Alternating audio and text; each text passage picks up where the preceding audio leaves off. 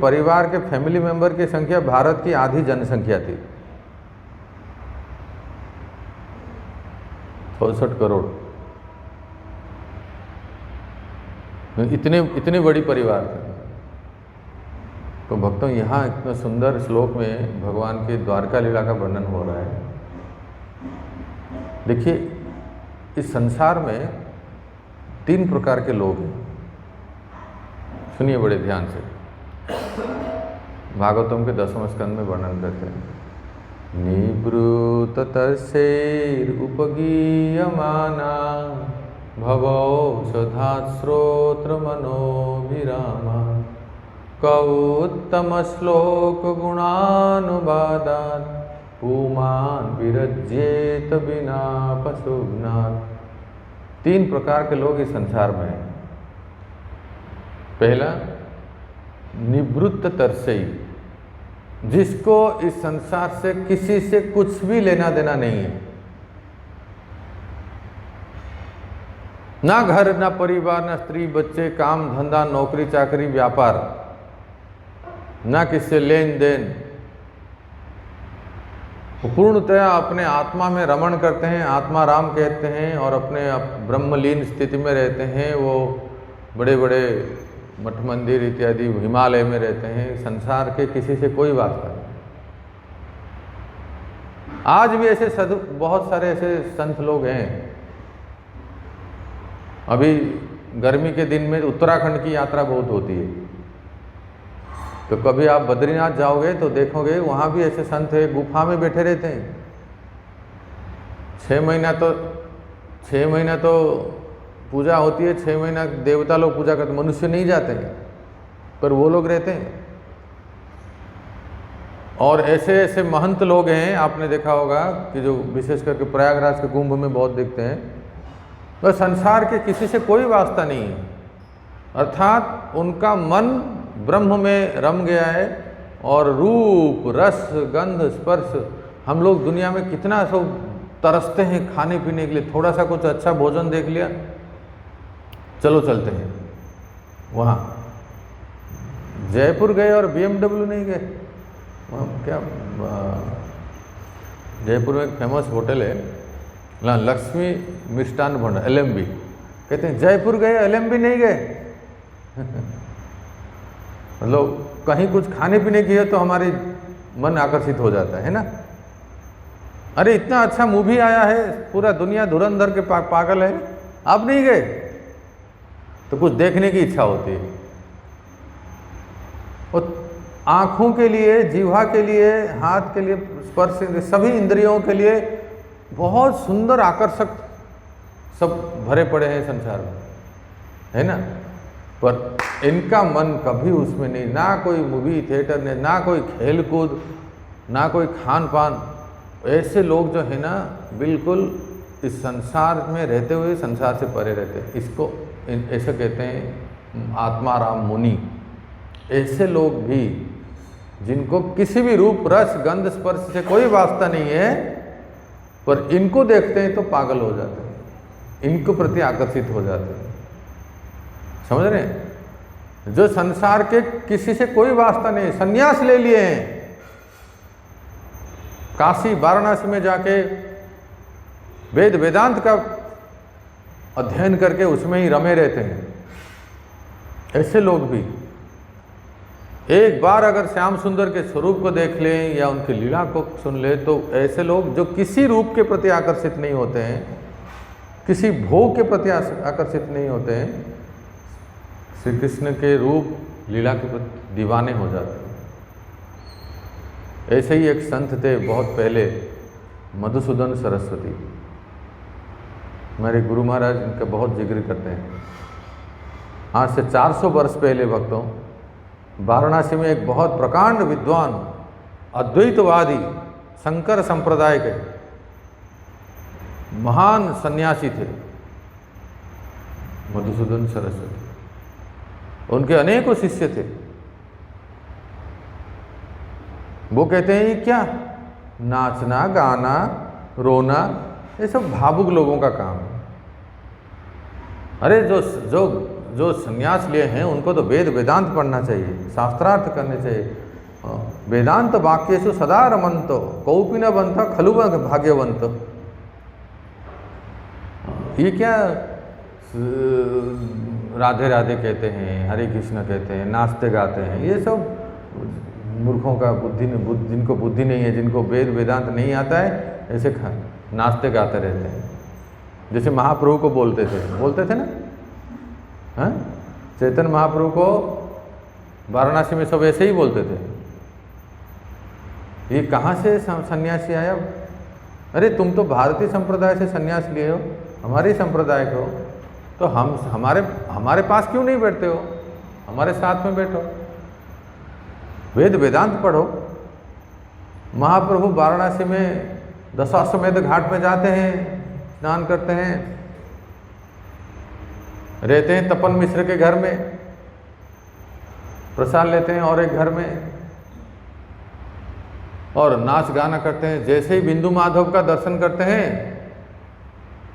बिंदु माधव है ना वाराणसी में, हाँ, बिंदु माधव का दर्शन, तो उदंड कीर्तन करते हैं, तो सारा वाराणसी में हल्ला हो गया, नवद्वीप से एक पागल आ गया है, एक कोई सन्यासी है, पागल हो गया है वो जब देखो हरे कृष्ण हरे कृष्ण हरे कृष्ण हरे कृष्ण करते, महामंत्र बोल के उदंड कीर्तन करते हैं। आंसू तो ऐसे बहाता है मतलब गंगा के प्रवाह के समान। प्रकाशानंद सरस्वती को अच्छा नहीं लगा ये। तो ऐसे ही मधुसूदन सरस्वती बड़े, लेकिन भक्तों जिनके ऊपर बिहारी जी की कृपा होती है ना, हाँ, केवल वो ही भगवान के प्रति आकर्षित है, सब नहीं होते हैं, सब नहीं होते। एक बार मधुसूदन सरस्वती ब्रज में आए थे, वृंदावन में, उन्होंने निधि वन गए, और निधि वन में सेवा कुंज में बांके बिहारी जी का दर्शन किया। भक्तों वृंदावन अगर जाते हैं, भगवान करे सब व्यवस्था सरकार के प्रशासन की तरफ से व्यवस्था हो जाए, होने वाली है, बहुत शीघ्र हो जाए, बिहारी जी का दर्शन तो जरूर करना चाहिए। वृंदावन मतलब बिहारी जी, बाकी सब तो हैं ही, सब लोग और प्रत्यक्ष हैं, साक्षात हैं, स्वयंभू हैं। राधा रमन जी स्वयंभू हैं। तो बिहारी जी के दर्शन करके, दर्शन किया उन्होंने, ऐसे जैसे हम लोग दर्शन करते हैं ना, दर्शन किए, और भगवान की ऐसी कृपा है कि उनकी बांसुरी की ध्वनि सुनाई दी। आप वृंदावन जाते हो तो बांसुरी की ध्वनि सुनाई देता है, आपको तो गाड़ी के हॉर्न सुनाई देता है, हैं? गोवर्धन परिक्रमा में कीर्तन कम सुनाई देता है, और क्या सुनाई देता है ज़्यादा? 5 रुपये 5 रुपये 5 रुपये 5 रुपये 5 रुपये, ये चूड़ी बेचने वाले हैं। और घोड़े की नाल की अंगूठी लगाओ, तुम्हारी सब संकट दूर हो जाएंगे, काली घोड़े की नाल, यही ज़्यादा सुनाई देता है। नहीं तो परिक्रमा में तो कीर्तन सुना, भगवान के नाम कीर्तन सुनाई देना चाहिए। तो भक्तों मधुसूदन सरस्वती जी को बिहारी जी की कृपा हो गई, दर्शन हो गया, और बांसुरी की ध्वनि सुनाई दी, तो वो और वाराणसी वापस लौटे नहीं, यमुना किनारे लौटने लगे बालू में, हाँ कृष्ण हाँ कृष्ण हाँ कृष्ण कह गए। अरे क्या हो गया? प्रकांड मायावादी सन्यासी और ये यमुना किनारे आंसू बहाते हुए लौटने रहे।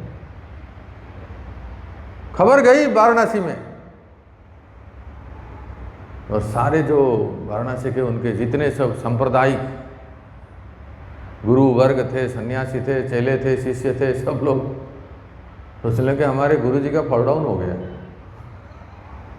कोई अद्वैत तो मायावादी अगर हरे कृष्ण बन जाए तो उनके हिसाब से क्या है, गया काम से ही, ये भी चला गया हरे कृष्ण में मिल गया। तो सब लोग आए, वृंदावन में एक बड़ी मीटिंग बैठी। सुन रहे हैं आप लोग? ध्यान से सुनिए। वृंदावन में बड़ी इष्टगोष्ठी हुई, और उनके शिष्य, उनके गुरु भाई, उनके जितने फॉलोअर थे, सब एक तरफ, मधुसूदन सरस्वती एक तरफ। और ये क्या हाल बना रखा है, कुछ लेते क्यों नहीं? हाँ, महाराज, गुरु महाराज आपको क्या हो गया? एक दंडी सन्यासी, वेद वेदांत पढ़ने वाले, ये क्या हो गया आप लोग? आप ये वृंदावन में आके बस राधे राधे। ये भावुकता कब से हो गए? आप वेद वेदांत को क्यों छोड़ दिए? परम सत्य कौन है? तो सब लोगों ने बैठे और मधुसूदन श्री सरस्वती को पूछे, बताइए, आपके अनुभव से बताइए कि परम सत्य कौन है? तो उनको क्या लगा कि मधुसूदन जी ये बोलेंगे जो सब लोग बोलते हैं, कौन है? अखंड मंडलाकारम व्याप्त जेन चराचरम निराकार निर्विशेष चिन्मात्र सत्ता, जिनकी कोई रूप नहीं है, जिनकी कोई लेख नहीं है, अलेख निरंजन। संसार के 90% लोग ऐसे ही हैं। आप जगन्नाथपुरी जाइए, किसी पंडे को पूछिए भगवान परम सत्य कौन है? बोले निराकार निर्विशेष ब्रह्म है। जो आप मान लेते हैं तो जगन्नाथ हो जाते हैं, तो आप मान लेते तो पंडरीनाथ हो जाते हैं, तो कोई मान तो बद्रीनाथ हो जाते हैं। अरे उनके कोई रूप नहीं होता है, उनका कोई आकार नहीं होता है, आपके मन के भाव के अनुसार वो प्रकट हो जाते हैं। तो मैं जो कह रहा हूँ ये सत्य है क्या, बताओ? कुछ लोग हाँ हाँ बोल रहे हैं प्रभु जी, अब बताइए क्या? ये सत्य नहीं है। सत्य क्या है जानते हैं? 14 चैप्टर भगवत गीता का लास्ट वर्स, जो ऐसे कहते हैं कि निराकार निर्विशेष ब्रह्म से ही ये कन्हैया स्वरूप प्रकट हुए, ये राम जी प्रकट हुए, ये जगन्नाथ प्रकट हुए। ये असत्य है। सत्य क्या है? ब्रह्मणो ही प्रतिष्ठाहम् अमृतस्य व्ययस्य च शाश्वतस्य च धर्मस्य सुखस्य एकांतिकस्य च। इंडियन पिनल कोड के समान श्लोक कोट करके बता देना चाहिए कि नहीं? गीता के 14वें अध्याय के अंतिम श्लोक में बताते हैं निराकार निर्विशेष ब्रह्म ज्योति मूल नहीं है, साकार भगवान श्री श्याम सुंदर का स्वरूप मूल है। उनसे जो ज्योति प्रकट होती है वो है निराकार ब्रह्म ज्योति। तो साकार से निराकार प्रकट होता है, ये नहीं कि निराकार से साकार होता है। पीछे बैठने वाले सभी कान खोल के सुन लो, ये मन में बिठा लो। कभी मत ये सोचना कि ब्रह्म ज्योति कोई है, वही श्री कृष्ण के रूप में प्रकट हो जाते हैं। ना ना, 14वें अध्याय का अंतिम श्लोक याद रख लीजिए। सारे इम्पर्सनलिज्म, मायावाद, शून्यवाद, पाश्चात्य देश तारिणी, सबको रिफ्यूट करने के लिए एक श्लोक काफी है। ब्रह्मणो ही प्रतिष्ठा, मुझसे ब्रह्म का प्रकट होता है, ना कि ब्रह्म से मैं प्रकट होता है। शिष्यों ने जब पूछा मधुसूदन सरस्वती को, गुरुजी क्या हो गया, परम सत्य क्या है बताइए, तो उनको लगा कि ये बताएंगे परम सत्य वो है जिनके कोई आकार, कोई रूप, कोई कुछ है नहीं, ब्रह्म ज्योति है। भक्तों, इतना सुप्रसिद्ध श्लोक मधुसूदन सरस्वती जी ने बताया। आज तक बड़े से बड़े विद्वान भागवत वक्ता, चाहे कोई भी हो, किसका भी नाम ले लीजिए, इस श्लोक के बिना तो उनके भागवत पूरी नहीं होती है। और हमारे भारतवर्ष के जितने सुप्रसिद्ध कंठ शिल्प हैं, गायक हैं, जैसे लता जी हैं, और भी कई ऐसे जो हैं, वो सब इस श्लोक, महाराष्ट्र के जो सुप्रसिद्ध शास्त्रीय संगीतज्ञ, क्या नाम उनका, राष्ट्रपति पुरस्कार, वो अभी नहीं रहे, चले गए।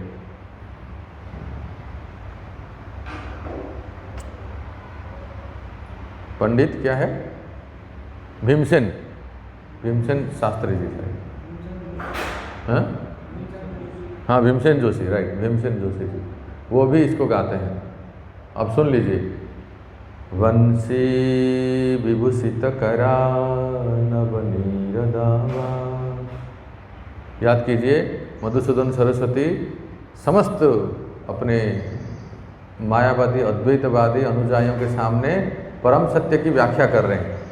ये नहीं कह रहे हैं परम सत्य कौन है, जिसका कोई आकार नहीं है, जिसका कोई रूप नहीं है, जो अलेख है, ये नहीं कह रहे हो। क्या कह रहे हैं?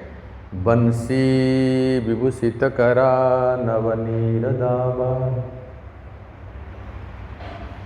पीतांबर अरुण बिंब फलादुरुष्ठान,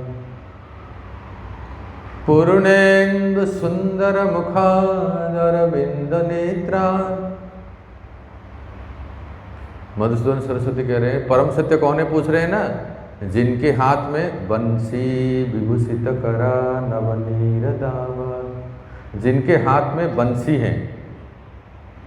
और क्या है परम सत्य, एक तो हो गया, गिनते जाइए क्या क्या बता रहे हैं। बंसी विभूषित करा, जिनके कर में, जिनके हाथ में बंसी है। नवनीरदावा, जिनके शरीर का रंग है घने बादल के समान। आसमान में बादल देखते हैं, कैसा रंग है बादल का, सांवला। हाँ, वो परम सत्य का रंग जो है, परम सत्य का हाथ आपने देख लिया, बंसी धारण किए हैं। परम सत्य का रंग कैसा है, सांवला। और आगे सुनिए क्या कहते हैं वो, बंसी विभूषित करा नवनीर दावा, पीतांबर पूर्ण, पीतांबर अरुण नवनी, बंसी विभूषित करा नवनीर दावा, जिनके शरीर का वर्ण है मेघ श्याम। और कैसा रूप है उनका, पीतांबर, जिनके वस्त्र का रंग क्या है, पीतांबर। भगवान पीले रंग के धोती पहनते हैं, एकदम आयरन किया हुआ बिल्कुल प्रेस किया हुआ। भगवान के धोती का रंग है पीतांबर। और क्या कहते हैं, बंसी विभूषित करा नवनीर दावा, पीतांबर अरुण बिंब फलाद और ओष्ठाद।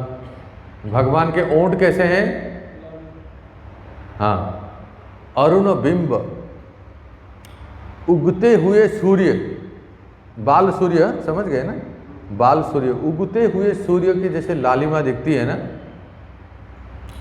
ऐसी लालिमा जो है वो भगवान के ओठ लाल दिख रहे हैं। इसलिए तो बल्लवाचार्य महाप्रभु कहते हैं क्या, अधरम मधुरम वदनम मधुरम हसितम मधुरम नयनम मधुरम। तो भगवान के ओठ लाल है, पीतांबर अरुण बिंब फलाद और ओष्ठाद। ओठ लाल है और भगवान के दंतुलिया जानते हैं कैसे, हाँ, बिंबा फल, जो अनार के दाने होते हैं ना, अनार के दाने, इस प्रकार से भगवान की छोटी छोटी दंतुलियाँ हैं। कभी फोटो में देखा है राधा रमन जी की छोटी छोटी दंतुलियाँ, कभी कभी ठाकुर जी हंसते हैं ना, वो दिखता है। तो ऐसा है परम सत्य कौन है, तो मधुसूदन सरस्वती जी कह रहे हैं, बंसी विभूषित करा नवनीर दावा, पीतांबर अरुण बिंब फलाद और ओष्ठाद। और कैसा है, पूर्णेन्दु सुंदर मुखाद अरविंद नेत्राद। भगवान परम सत्य की मुख, परम सत्य की मुखड़ा कैसा है, शरद पूर्णिमा के चांद्र के सौंदर्य को मात देने वाले, एक नहीं, शरद पूर्णिमा का चांद सबसे अच्छा लगता है, जिसको आप लोग हमारे उड़ीसा में कहते हैं कुंवार पूर्णिमा, और हमारे ब्रज में कहते हैं रास पूर्णिमा। कार्तिक का पहला दिन याद कीजिए, आश्विन पूर्णिमा जो है, शरद पूर्णिमा, वो चंद्रमा कैसा दिखता है। सैकड़ों टूरिस्ट लोग केवल शरद पूर्णिमा को आगरा जाते हैं, भगवान को देखने के लिए नहीं, ताजमहल को, ताजमहल को शरद पूर्णिमा का चांद बहुत सुंदर दिखता है। तो भगवान का मुख कमल कैसा है, पूर्णिमा के चांद, वो भी करोड़ों पूर्णिमा के चांद चंद्रमा का किरण के समान। अब ऐसे ही श्रीमती राधा रानी की मुख कमल ऐसा है। माँ राधा रानी के मुख कैसा है, कहते हैं कि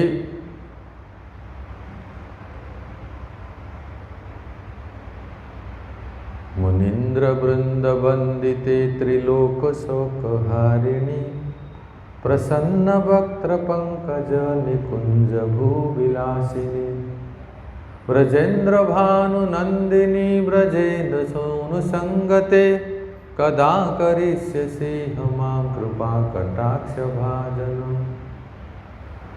राधा कृपा कटाक्ष स्तोत्र, उसमें कहते हैं तड़ित सुवर्ण चंपक प्रदीप्त गौर विग्रहे मुख प्रभा परास्त कोटि शारदेन्दु मंडले विचित्र चित्र संचर चकोर सावलोचने कदा करिष्यसि हमां कृपा कटाक्ष भाजनम।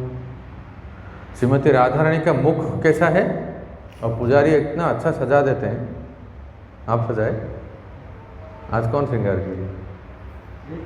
यही करते हैं। कितना सुंदर देखिए, एक बार देखिए तो सही। श्रीमती राधा रानी का मुखड़ा कैसा दिख रहा है? केवल सुंदर नहीं, अति सुंदर। हाँ, तड़ित सुवर्ण चंपक प्रदीप्त गौर विग्रह। सुनिए कितना सुंदर व्याख्या कर रहे हैं। ये कौन कह रहे हैं? महादेव जी पार्वती जी को कह रहे हैं। राधा रानी के सौंदर्य का कैसा वर्णन करे देखिए। चंपा का फूल देखें, वो भी पीला गोल्डन चंपा देखें कभी। तड़ित सुवर्ण चंपक प्रदीप्त गौर विग्रह। भगवान के श्रीमती राधा रानी के रंग कैसा है? चंपा का फूल जो है कितना सुनहरा दिखता है। ऐसे राधा रानी गौरांगी है, तप्त कांचना गौरांगी।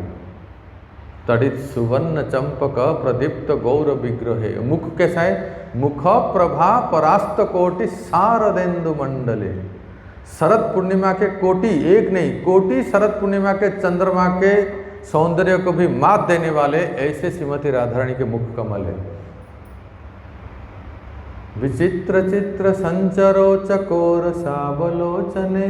और राधा रानी की आंखें कैसे हैं? चकोर पक्षी, वो भी छोटे बच्चा शावक। चकोर पक्षी की आंखें कैसे होती है? चंचल होती है और सुंदर होती है। ऐसे ऐसे बच्चे जो है ना, कैसे चंचल नजर उनका इधर उधर होता है। तो राधा रानी की आंखें चकोर पक्षी के समान सुंदर है और चंचल है। चंचल इसलिए है कि कहाँ है मेरे प्यारे श्याम?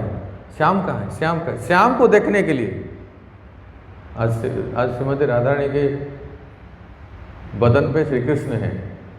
उनके बदन पे, उनके शरीर पे, हाथ पे देखिए, श्याम को हमेशा वो श्याम रंग में रंगी रहते हैं।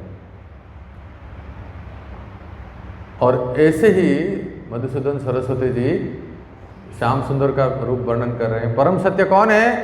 पूर्णेंदु सुंदर मुखात अरविंद नेत्रात। भगवान की आंखें कैसे हैं? अरविंद किसको कहते हैं? हैं? कमल, कमल, कमल। हाँ, अरविंद का अर्थ है कमल। तो कमल के पंखुड़ियों के समान भगवान के आंखें यहां तक विस्तृत है। तो देखो मधुसूदन सरस्वती जी ने कहा कि आप लोग पूछ रहे हो परम सत्य कौन है?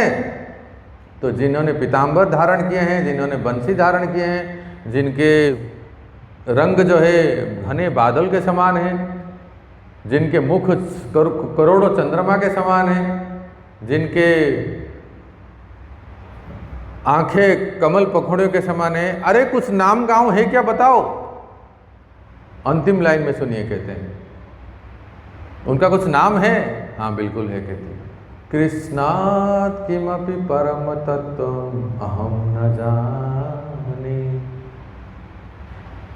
ऐसे परम सत्य जिनका नाम है कृष्ण, इसको छोड़ के परम सत्य कोई है दुनिया जाने, मैं तो नहीं जानता।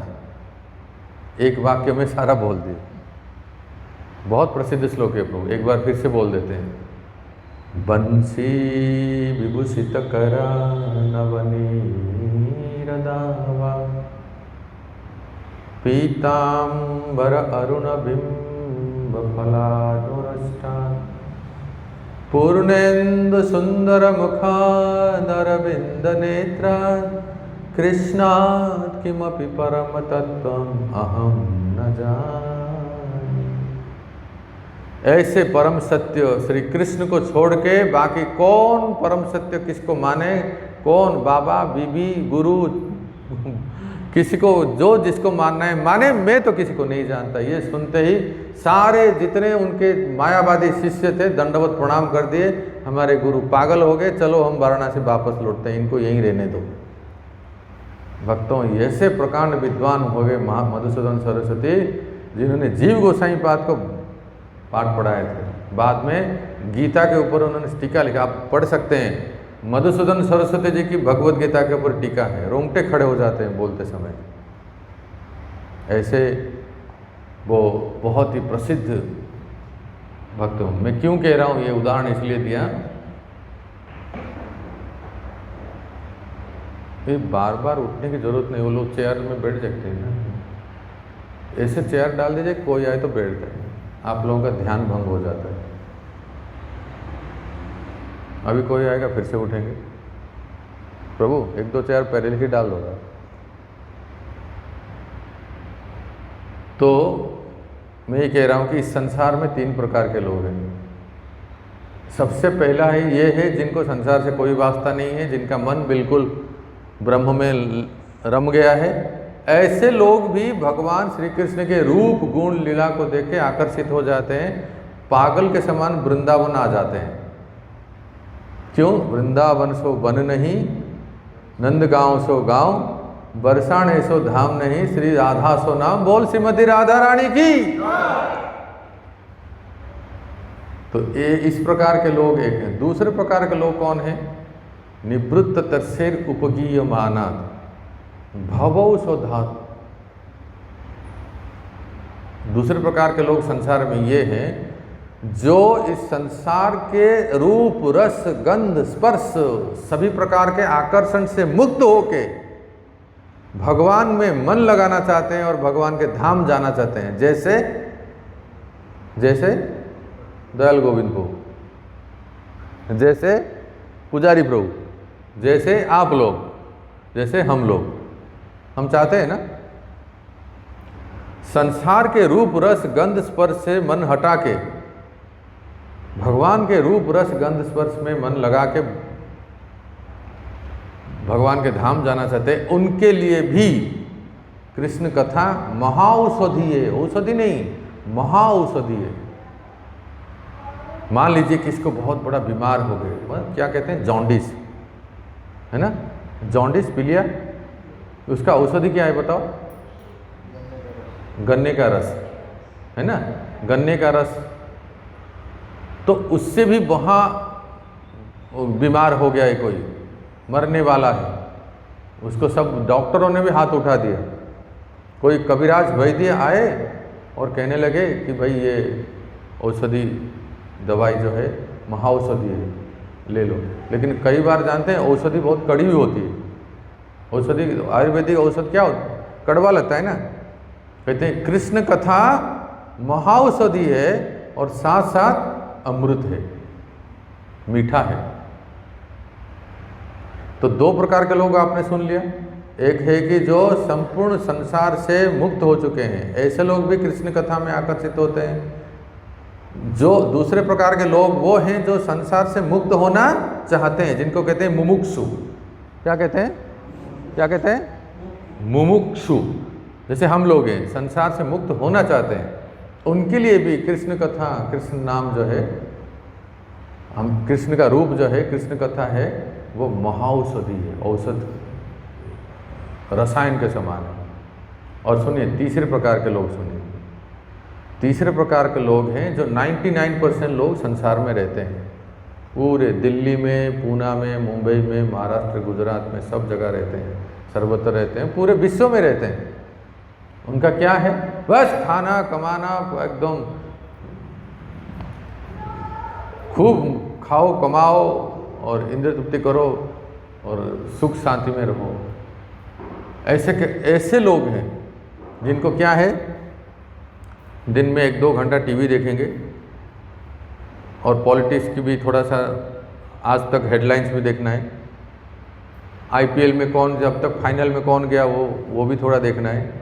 मतलब खेल कूद में, स्पोर्ट्स में भी रुचि है, पॉलिटिक्स में भी रुचि है, थोड़े रोमांटिक रोमांस में भी रुचि है, थोड़े मूवी थिएटर में है, थोड़ा जिम एक्सरसाइज भी है, ऐसे लोगों के लिए भी श्री कृष्ण कथा जो हम यहाँ मंदिर में बैठ के 8 से 9 बजे तक सुनते हैं, उनके लिए भी बहुत रसायन के समान है।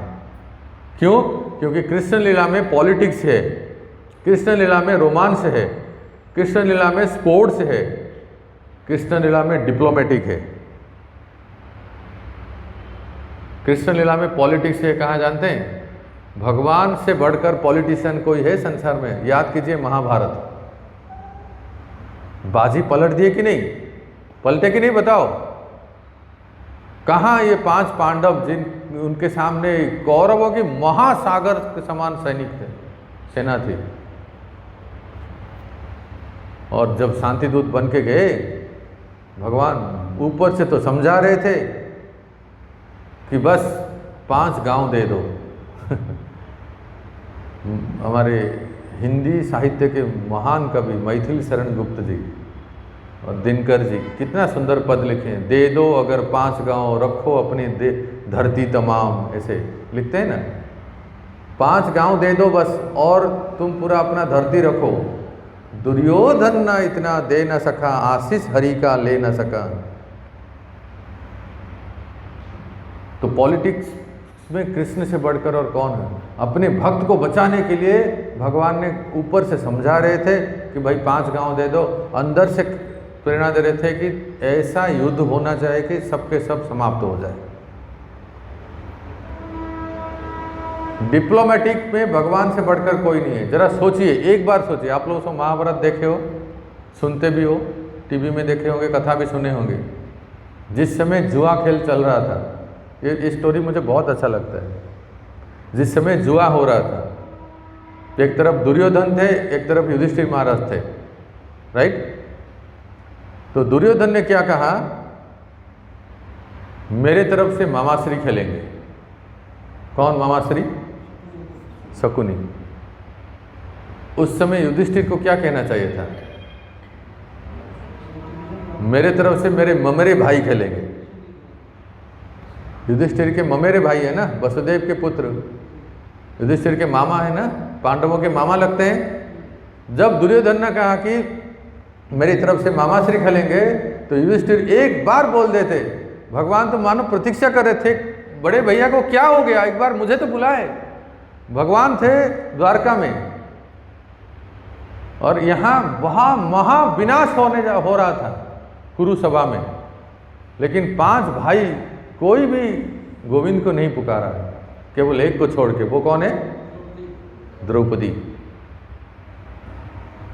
एक बार बस युधिष्ठिर महाराज बोल देते, अच्छा तो मेरी तरफ से मेरे ममेरे भाई खेलेंगे, द्वारकाधीश प्रकट हो जाओ। आप बताइए खेल कैसा होता? कैसा होता माता जी?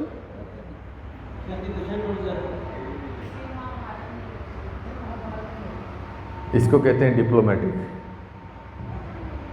बड़े सरल स्वभाव के हैं युधिष्ठिर महाराज, इसलिए बुरी तरह से हार गए। इतना बड़ा विपत्ति आई। इसलिए भगवान श्री कृष्ण आगे जितने भी हो, महाभारत, पूरे महाभारत का युद्ध याद रखिए, याद कीजिए। एक माधव सन्यासी हैं, माधवाचार्य संप्रदाय में सन्यासी हैं, उन्होंने एक बहुत अच्छा पुस्तक लिखा है, दोज 18 डेज। कभी हम लोग किसी और समय चर्चा करते हैं, उन 18 दिनों में क्या क्या हुआ, बहुत सुंदर टीका के साथ लिखे हैं। आप भक्तों देखोगे, थोड़ी महाभारत या कथा सुनोगे, पूरे 18 दिन में भगवान ने सबसे बड़ा डिप्लोमेटिक किए। चाहे वो भीष्म को, द्रोणाचार्य को, अश्वत्थामा, कर्ण, दुर्योधन, किसके साथ ऐसा जो है भगवान ने सबसे बड़ा डिप्लोमेटिक कार्य तो भगवान ने किया जब जयद्रथ का वध हुआ। याद कीजिए, सूर्य को ढक दिए ना, सारे कौरव जो है ना हंसते रहे। जयद्रथ तो सामने आ गया और धरे के धरे रह गए। तो जाके रखे साइयाँ मार सके ना कोई, श्री कृष्ण जिनको रक्षा करते हैं। तो मेरे कहने का अर्थ है भक्तों, किसको पॉलिटिक्स में रुचि है, I want to tell them to read Mahabharat. ये दुनिया वाले बॉलीवुड वाले क्या क्या मूवी बनाते रहते हैं जिसका कोई बेस नहीं है। अगर सही में बनाना हो तो महाभारत में इतने कथाएं हैं, बहुत बड़े अच्छे अच्छे मूवी बन सकता है। श्री कृष्ण लीला में सब कुछ है, पॉलिटिक्स है, डिप्लोमेट है, लव है, रोमांस है। अब सुन रहे हैं ना, इस परपोर्ट में प्रभुपाद लिखते हैं, भगवान श्री कृष्ण ने रुक्मिणी का हरण किया, क्या उसको राक्षस विधि से विवाह किया उन्होंने। विवाह कई प्रकार के होते हैं, 8 प्रकार के विवाह शास्त्रों में बताए गए। उसमें से एक विधि है राक्षस विधि। राक्षस विधि का अर्थ क्या है? कन्या को उसके माता पिता के इच्छा के विरुद्ध हरण करके लेना है। और भगवान अपने सभी विवाह में ऑलमोस्ट ऑल सभी शादियां ऐसे ही किए हैं। बस क्या किए हैं? DDL, दिलवाले दुल्हनिया, हाँ ऐसे ही किए भगवान। आप भगवान की लीला में देखिए, परम पुरुष, इसीलिए पूर्ण पुरुषोत्तम भगवान है। ये सब कुछ कर सकते हैं, पूर्ण पुरुषोत्तम है ना। मर्यादा नियम इनके लिए नहीं है, इनका और एक स्वरूप है जो मर्यादा में रहते हैं। कौन है? श्री राम, वो मर्यादा में रहते हैं। उनकी नज़र हमेशा झुकी रहती है, सीधा रहता है। श्री कृष्ण का नज़र कैसा रहता है जानते हैं? टेढ़े देखते हैं। माने कैसा है, दोनों में ज़्यादा अंतर नहीं है। राम कृष्ण दो एक है, अंतर नाही निमेष। उनके नैन चपल, इनके नैन, उनके नैन गंभीर है और इनके नैन चपल। ये चपल हैं, चंचल हैं। पुजारी से देखेंगे, बात करेंगे दयालु भाव से, सोचेंगे श्री केशव के बारे में। ये टेढ़ी ठाकुर है। फिर से बोलो, एक से देखेंगे, एक की ओर देखते रहेंगे, बात करेंगे दूसरे से, तीसरे के बारे में सोचते रहेंगे। तो ये लीला पूर्ण पुरुषोत्तम भगवान है, इनके लिए कोई मर्यादा नहीं है। तो 8 पटरानियों में से एक को छोड़ के, कौन है वो? आपके दिल्ली में जो बहती है, कौन? कालिंदी, यमुना जी को छोड़ के बाकी सभी रानियों को किसको युद्ध में जीते, किसको हरण किए, किसको कुछ किए, ऐसे ही है। तो भगवान श्री कृष्ण के लीला में लव है, रोमांस है। इस संसार में अगर किसको, कुछ लोग होते हैं ना मूवी लविंग, अपना रोमांस, ये सब अपने खुद भी रोमांटिक रहते हैं और ऐसे बहुत उसमें ही डूबे रहते हैं जो है, तो उनके लिए भी कृष्ण लीला रसायन है, क्योंकि कृष्ण लीला में रोमांस भी है। यहाँ जैसे प्रभुपाद जी तात्पर्य लिखते हैं, आप लोगों ने ध्यान दिया कि नहीं? मैंने तो पढ़ते समय एक लाइन बड़ा अच्छा ध्यान दिया। प्रभुपाद जी लिखते हैं कि रुक्मिणी के स्वयंवर में भगवान ने रुक्मिणी को जीता, हरण किया। जरा याद करके बताइए, क्या रुक्मिणी का स्वयंवर था? याद कीजिए, नहीं था ना। रुक्मिणी देवी का स्वयंवर नहीं था, क्योंकि रुक्मिणी का भाई जो है रुक्मी, वो कृष्ण को पसंद नहीं करता था। क्यों पसंद नहीं करता था? क्योंकि उनके जितने संगी साथी हैं ना, they all are most wanted underworld don. समझ गए प्रभु? कौन है मोस्ट वांटेड डॉन? जैसे कौन, एक आध नाम बोल दीजिए। उन सबके सरदार थे बिहार के राजा मगध नरेश। कौन? जरासंध, फिर शिशुपाल, फिर दंतवक्र, फिर द्विविद। ये जितने सब मोस्ट वांटेड डॉन थे, रुक्मी उनके संग में था, इसलिए वो कृष्ण को पसंद नहीं करता था। और रुक्मी की इच्छा थी अपनी बहन की शादी किससे किया जाए? शिशुपाल से। लेकिन रुक्मिणी ने अपने हृदय को दे दिया था भगवान श्री कृष्ण को। रुक्मिणी के पिताजी, रुक्मिणी के और 4 भाई, रुक्मिणी के नगरवासी, रुक्मिणी देवी के कौंडिन्यपुर, आज जो आप महाराष्ट्र में अमरावती देख रहे हो ना, कौंडिन्यपुर आज भी है। सारे नगरवासी चाहते थे कि रुक्मिणी देवी के लिए कोई अगर मैचिंग है, वो कौन है? केवल श्री कृष्ण। एक व्यक्ति नहीं चाहता था, वो है रुक्मी। और उसके चलते सारे लोग जो है चुप रहते थे। कभी कभी कोई ऐसा होता है ना, हमारे मंदिरों में भी देखा जाता है, कोई ऐसा रहता है उसका इतना दबदबा है, बाकी लोग चाहते हैं, जानते हैं कि ये सही नहीं है, वो पर करे तो क्या करे, पोजीशन है, पोस्ट पोजीशन है, इसलिए सब लोग झुके रहते हैं। ऐसे ही रुक्मी के वजह से बाकी सब लोग जो है ना वो कुछ नहीं बोल पाते थे। तो आपने अभी क्या सुना? रुक्मिणी का स्वयंवर नहीं था, रुक्मिणी देवी भगवान को पत्र देके बुलाई, है ना। ये संसार का पहला लव लेटर। रुक्मिणी उवाच, अभी मैं द्वारका मंदिर तो नहीं आ पाया, वृंदावन में दिया था रुक्मिणी मंगलम में, श्री रुक्मिणी उवाच, रुक्मिणी देवी का प्रेम पत्र। अरे बहुत सुंदर कथा है, कभी सुनेंगे रुक्मिणी देवी का प्रेम पत्र, दिल खुश हो जाता है। पहला, इस संसार का पहला प्रेम पत्र किसने लिखा है? रुक्मिणी देवी। किसको? भगवान कृष्ण को।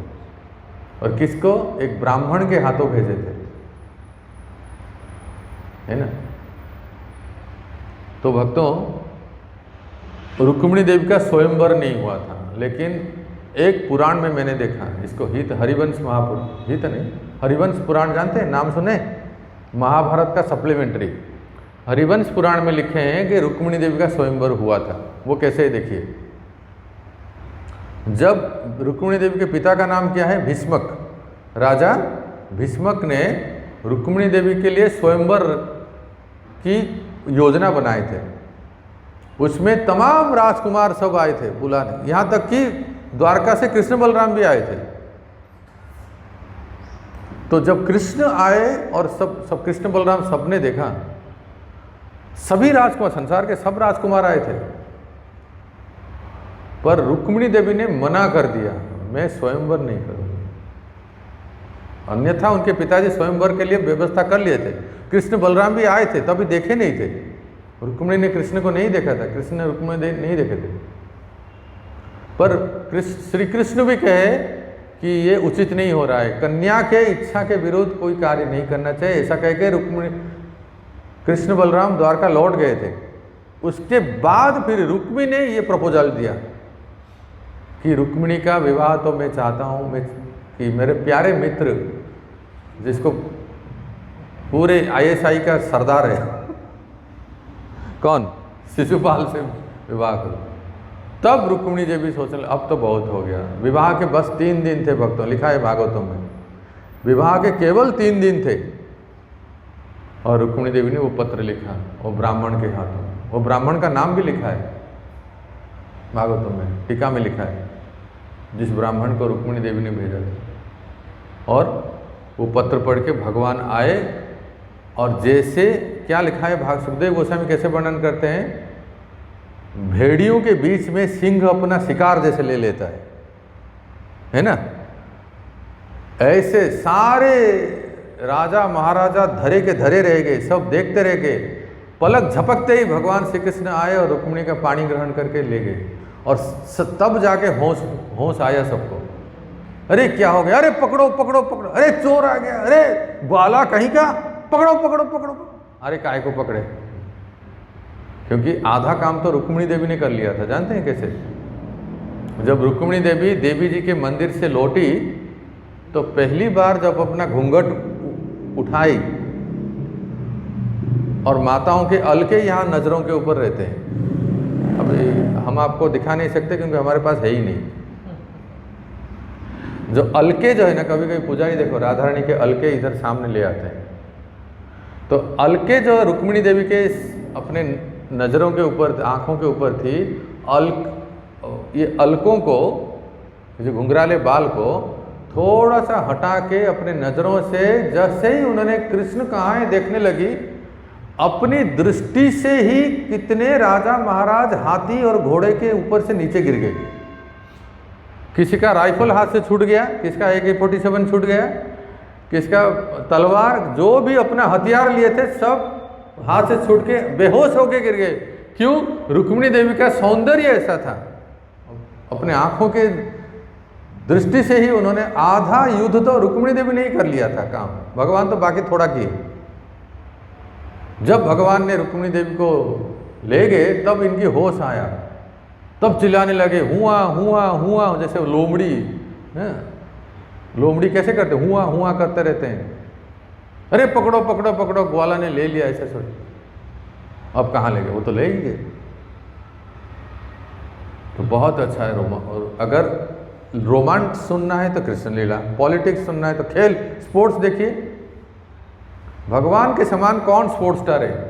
आप पढ़िए ब्रह्म विमोचन लीला से पहले कृष्ण बलराम छोटे छोटे बच्चे जब वन में जाते हैं बछड़े चराते हुए, तो कृष्ण कहते हैं अहम, सखाएं कहते हैं अहम पूर्वम अहम पूर्वम, कृष्ण मैं तुम्हें पकड़ना चाहता हूँ, मैं तुम्हें पकड़ना चाहता हूँ। ये क्या है? आज हम इधर वॉकिंग करके सामने आ रहे थे, कुछ लोग यही खेल रहे थे जिसको आप लोग कहते हैं कबड्डी। सारे खेल कृष्ण खेले हैं, जानते हैं? कैथ का एक फल है, कैथा, बेल के समान होता है, कपिथ, कपिथ है? बानर खाते हैं, मनुष्य तो ज़्यादा खाते नहीं, खाते हैं क्या? खाते हैं, बेल के समान होता है, कपिथ, कैथा, कैथा कहते हैं। उस फल को कोई सखा से तोड़ लेता है, हाँ? और दो ग्रुप हो जाते हैं, एक बलराम का ग्रुप, एक कृष्ण का ग्रुप, और उस फल को लेके ऐसे फेंकते हैं। तो वहाँ से क्या होता है कि बलराम जी का या कृष्ण का ग्रुप जो है एक बहुत बड़ा लाठी ले लेते हैं और उस बल को फट, हो गया आपका आईसीसी क्रिकेट, हुआ कि नहीं? तो सारे खेल भगवान खेलते हैं। तो मेरे कहने का अर्थ है कि अगर स्पोर्ट्स भी खेलना है तो भगवान की लीला सुनिए, उसमें खेल है, डिप्लोमैटिक है, पॉलिटिक्स है, रोमांस है। हमारे परम पूज्य इंद्रदुम्न स्वामी महाराज कभी कभी अपने प्रीचिंग ट्रिप में एक बहुत अच्छा ड्रामा दिखाते हैं, एक मूवी जैसा ड्रामा। भगवान के प्रपौत्र, भगवान के पुत्र का नाम क्या है? प्रद्युम्न। प्रद्युम्न के पुत्र का नाम क्या है? अनिरुद्ध। सही बोला आपने। अनिरुद्ध का विवाह किससे हुआ? उषा। हाँ, उषा और अनिरुद्ध का विवाह का इतना सुंदर ड्रामा है भक्तों, उसमें मैजिक है, ब्लैक मैजिक है, रोमांस है, फाइटिंग है, एक्शन है, लाइट साउंड सब कुछ है। भक्त लोग बहुत अच्छा मूवी करते हैं, ड्रामा करते हैं। तो मेरे कहने का अर्थ है कि कोई भी लीला सुनना है, कोई भी विषय अगर हमें जानना है तो कृष्ण लीला सुनेंगे तो उसमें सब कुछ मिलेगा। तो कृष्ण लीला कितने? 3 प्रकार के लोगों के लिए। पहला है जो मुक्त आत्मा है, दूसरे हैं जो भक्त हैं, जो मुमुक्ष होना चाहते हैं, और तीसरे हैं जो विषयी लोग हैं। सबके लिए कृष्ण लीला रसायन है। तो यही इस भागवतों में वर्णन किया गया है। ग्रंथराज श्रीमद् भागवत महापुराण की